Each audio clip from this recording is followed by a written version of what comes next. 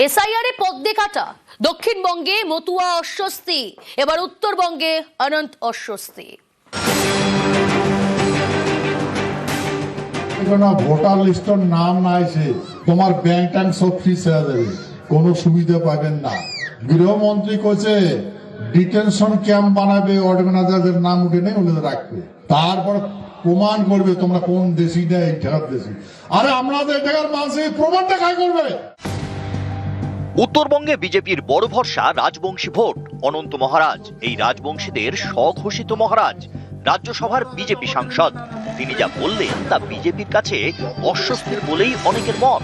শনিবার দিনহাটার আদাবাড়ি ঘাটে greater Cooch Behar people's অ্যাসোসিয়েশনের সভায় সুর চড়ান অনন্ত মহারাজ। ভোটার লিস্টের নাম না এসে তোমার ব্যাংক ট্যাঙ্ক সব ফ্রি ছেড়ে দেবে, কোনো সুবিধা পাবেন না। গৃহমন্ত্রী কইছে ডিটেনশন ক্যাম্প বানাবে, অর্গানাইজারদের নাম উঠে নেই ওদের রাখবে, তারপর প্রমাণ করবে তোমরা কোন দেশি না এই ঠেকার দেশি। আরে আমাদের ঠেকার মানুষের প্রমাণটা কাজ করবে। যেগুলার হাতত খাতা কলম ওলে তো বাংলাদেশি, ওলে তো পাকিস্তানি, ওলে মানুষ পাকিস্তান থেকে যাচ্ছে।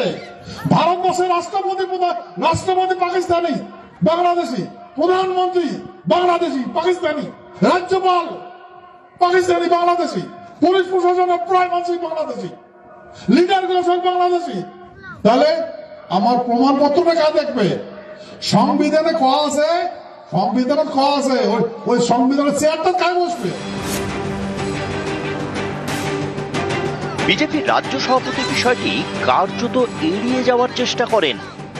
উনি কি বলেছেন আমার জানা নেই, এই বিষয়ে মন্তব্য করতে চাই না। এসআইআর এর সঙ্গে ডিটেনশন ক্যাম্পের কোথাও কোনো সম্পর্ক নেই। বাংলাদেশি কিংবা পাকিস্তানি বলা অনন্ত মহারাজ বলেছেন। কাকে বলছেন? প্রধানমন্ত্রী কিংবা রাষ্ট্রপতি পাকিস্তানি। আমি তো শুনিনি কোনোদিন বলেছেন বলে, আমার জানা নেই। আমরা তো এই আশঙ্কার কথা বলছি, যারা পশ্চিমবঙ্গের নাগরিক, ভারতবর্ষের নাগরিক, বৈধ নাগরিক, তাদের শিকড় ধরে টান দিয়ে এসআইআর এ তাদের ভোটার তালিকা থেকে বাদ দিয়ে তাদের ডিটেনশন ক্যাম্পে অসমের মতো পরিস্থিতি করে ছাড়া আমরা সর্বাত্মকভাবে পাশে আছি এবং বিজেপি চক্রান্তের বিরোধিতা করছি।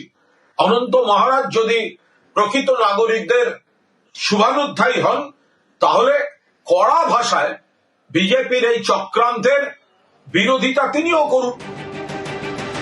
দক্ষিণবঙ্গে বেশ কিছু আসনে বিজেপির বড় ভরসা মতুয়া ভোট। সেই মতুয়াদের অনেকেরই আশঙ্কা এসআইআর এর জেরে তাদের নাম ভোটার তালিকা থেকে বাদ পড়বে। এ নিয়ে অস্বস্তিতে বিজেপি। উত্তরবঙ্গে আবার বিজেপির ভরসা রাজবংশী ভোট। সেই রাজবংশীদের স্বঘোষিত ধর্মগুরু এমন মন্তব্য করেছেন যা পদ্ম শিবিরের কাছে বিড়ম্বনার।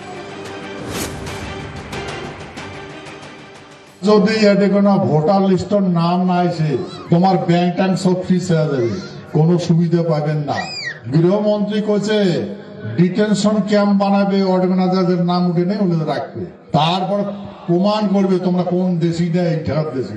আরে আমাদের ঠেকার মানুষের প্রমাণটা কাজ করবে। যেগুলার হাতত খাতা কলম ওলে তো বাংলাদেশি, ওলে তো পাকিস্তানি। নিউজ 18 বাংলা। 5ই জানুয়ারি রাজ্য জুড়ে মতুয়াদের অবরোধ কর্মসূচির ডাক মমতা বালার অল ইন্ডিয়া মতুয়া মহাসংঘের। ঠাকুরবাড়িতে মমতা বালা পন্থীদের মারধরের প্রতিবাদ, এসআইআর এ মতুয়াদের নাম বাদের আশঙ্কায় প্রতিবাদ কর্মসূচি। গুরুত্ব দিচ্ছেন না শান্তনুপন্থীরা। আমরা গিয়েছিলাম, তিনি একটা বক্তব্য রেখেছেন 50 লক্ষ রোহিঙ্গার যদি নাম বাদ যায় তাহলে 1 লক্ষ আমাদের লোকের নাম বাদ গেলে কোনো অসুবিধা নাই। তিনি এই কথাটা কেন বলেছেন সেটা জানার জন্য আমরা তার বাড়িতে গিয়েছিলাম। যারা মতুয়া নয় তারা যেভাবে কোনো প্রশ্নের উত্তর না দিয়ে অতর্কিতভাবে 3 দিক থেকে আমাদের আক্রমণ করেছে, আমাকে করে যেভাবে মারপিট করেছে, হসপিটালে এডমিট ছিলাম। তাহলে এই বিচারটা ঠাকুরের দরবারে পাঠালাম। জাহাজ প্রতিমন্ত্রী আজকের নাম ভাঙাইয়া খাচ্ছেন, সেই তরি ফুটো হয়ে যাচ্ছে। এ তরি আর কেউ বাঁচাতে পারবে না। দয়াল যদি হরিচাঁদ গুরুচাঁদ থাকে, এর ক্ষমা কেউ পাবে না কোনোদিন। মূলত নান্টু গোসাইকে যেভাবে একজন গোসাইকে যেভাবে প্রহার করা হয়েছে এটা মতুয়াদের অসম্মান। এরই প্রতিবাদে আগামী 5 তারিখে এবং সেই সঙ্গে আপনারা হিয়ারিং করুন, কিন্তু কোনো মতুয়া, দলিত, আদিবাসী, দেশভাগের বলি কোনো মানুষের নাম যাতে কাটা না যায়, দুটো ইস্যুকে সামনে রেখে আগামী 5ই জানুয়ারি সোমবার বেলা 12 ঘটিকায় সারা বাংলার বিভিন্ন জেলা জুড়ে আমাদের যেখানে যতটুকু সংগঠন আছে অবরোধ কর্মসূচি পালন হবে।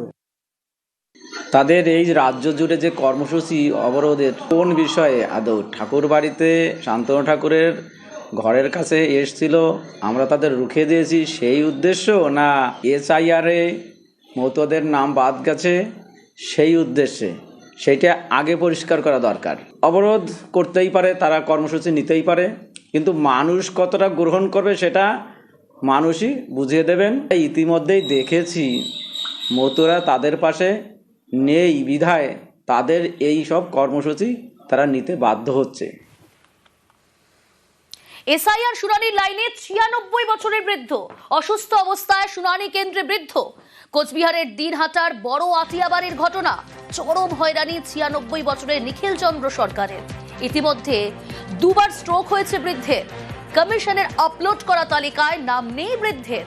2002-এ ভোট দিলেও তালিকায় নাম বাদ। কমিশনের গাফিলতির অভিযোগ পরিবারে। বাবার নামে নোটিশ আসছে, তো বললো যে হিয়ারিং আছে, বিডিও অফিসে যেতে হবে। তো আমরা বিডিও অফিসে বাবা মাকে নিয়ে আসলাম। পরে রেশন কার্ডের জিরক্স, ভোটের জিরক্স নিয়ে নিল। নেওয়ার পরে বললো যে কাগজ হলে ভালো হইতো। তো বললো যে আমাদের কোনো কাগজপত্র নাই, আর ওই ঠিক আছে আমরা কম্পিউটারে লোড করে দেখি। 2002 ছেলের নাম কেন নাম নেই? আরে কিভাবে কি করলো কিছু বুঝলো। তাহলে উনি এতদিন থেকে সবারই ছিল। আচ্ছা, ভোট দেননি? হ্যাঁ, ভোট দিচ্ছে। আমাদের সবারই নাম আছে, কিন্তু আমাদের এই একটা ফ্যামিলির নাম নেই। আপনাদের নামে নোটিশ এসেছে? কিসের নোটিশ? ওই যে ভোটের নাম নাই। দাদুর বয়স কত? সেবার নাম তো 96 বছর বয়স, ওনার তো এখানকারই বাসিন্দা। হ্যাঁ। এই বয়সে এসে নোটিশ আসলো? আমার তো নোটিশ আসেনি। এনার নামে এসেছে। 85 বছর এবং তার ঊর্ধ্বে যাদের বয়স, তাদের শুনানি বাড়িতে গিয়ে করবে কমিশন, এমনটাই কিন্তু জানানো হয়েছিল। অসুস্থ বা বিশেষভাবে সক্ষম ভোটারদের পৃথক সুবিধা হিয়ারিং এ এখনো পর্যন্ত ঠিক হয়েছে তাদের শুনানি বাড়িতে গিয়েই করবে কমিশন। কিন্তু এখানেই তো প্রশ্ন, যেখানে 96 বছরের বৃদ্ধ যার 2 বার স্ট্রোক হয়েছে, তাকে কেন ডাকা হলো, কেন হিয়ারিং এ তলব করা হলো, কেন তার বাড়িতে গেল না কমিশন? শুভঙ্কর রয়েছে, উত্তর নেওয়ার চেষ্টা করবো। শুভঙ্কর। প্রিয়াঙ্কা, দেখো তোমাকে জানিয়ে রাখি, এই যে বৃদ্ধা নিখিল চন্দ্র সরকার, এনার বাড়ি দিনাটা 1 ব্লকের আটিয়াবাড়ি 1 গ্রাম পঞ্চায়েত এলাকায়। 2002 সালে কমিশন যে ভোটার লিস্টের তালিকা বের করেছে, সেখানে দেখা যাচ্ছে বৃদ্ধার নাম নেই। আর সে কারণেই এই শীতের ঠান্ডায় 96 বছর বৃদ্ধ তার স্ত্রীকে সাথে নিয়ে তার ভোটার কার্ড এবং রেশন কার্ড দিয়ে সেই কমিশনের এসআইআর শুনানিতে হাজির হয়েছে এবং তার পরিবার যাতে যথেষ্টই ক্ষুব্ধ। ইতিমধ্যেই তার 2 বার স্ট্রোক হয়েছে। তার পরিবারের সমস্ত সদস্যদের নাম ভোটার তালিকা, যে নতুন এসআইআর এর তালিকা প্রকাশ হয়েছে, সেখানে থাকলেও এই বৃদ্ধার নাম নেই। ফলে স্বভাবতই কিন্তু তার পরিবারের সদস্যরা ক্ষুব্ধ। শুভঙ্কর, বৃদ্ধার নাম নেই আপলোড করা যে কমিশনের তরফ থেকে লিস্ট, সেখানে কিন্তু প্রশ্ন তো এখানে, যেখানে কমিশন ইতিমধ্যেই জানিয়ে দিয়েছে যে 85 বছর এবং যারা বিশেষভাবে সক্ষম তাদের বাড়িতে গিয়ে শুনানি হবে, এক্ষেত্রে কেন হলো না, যেখানে 96 বছরের বৃদ্ধ 2 বার স্ট্রোক হয়েছে? এটা কিন্তু তার পরিবারের সদস্যরা প্রশ্ন করেছেন যে বৃদ্ধা কথা বলতে পারে না, সে তার বাড়ি থেকে 6-7 কিলোমিটার দূরে কি করে এই বিডিও অফিসের শুনানিতে হাজির হবে। এবং গোটা বিষয়টি নিয়ে আমরা মহকুমা প্রশাসনের আধিকারিকদের সঙ্গেও কথা বলেছিলাম, যদিও তারা এই বিষয়ে কোনো মন্তব্য করতে চাননি। বেশ।